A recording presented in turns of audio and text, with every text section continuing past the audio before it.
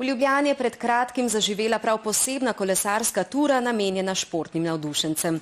Spomine, anekdote in nepozabne zgodbe bo z vami delil Esad Babačić. Za pokušino smo za vas pripravili nekaj utrinkov. Pesnik, pisatelj, novinar, športni entuzijast in še marsikaj. Esad Babačić je človek, ki mu idej nikoli ne zmanjka. Gre za posvetilo slovenskemu športu, slovenskim športnim čudežem.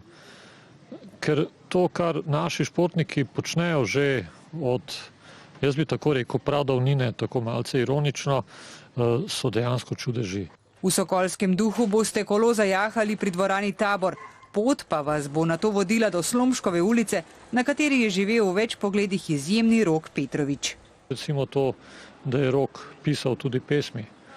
In nihče si niti ni mogel misliti, da lahko ta popoln smučar piše poezijo. In tudi lažje razumem, zakaj je naenkrat nehal, zakaj se je umaknil iz tega cirkusa, da tako rečem.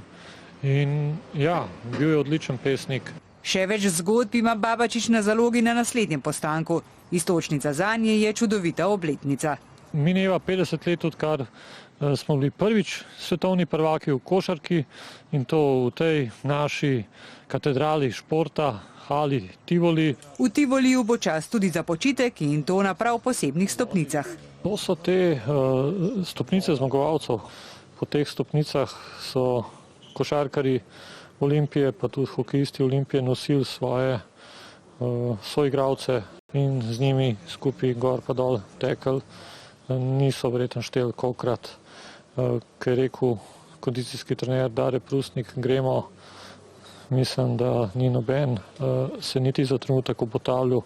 In po teh stopnicah smo prišli tudi do mnogih naslovov. Po poti slovenskih športnih uspehov se lahko zapeljete vsako sredo.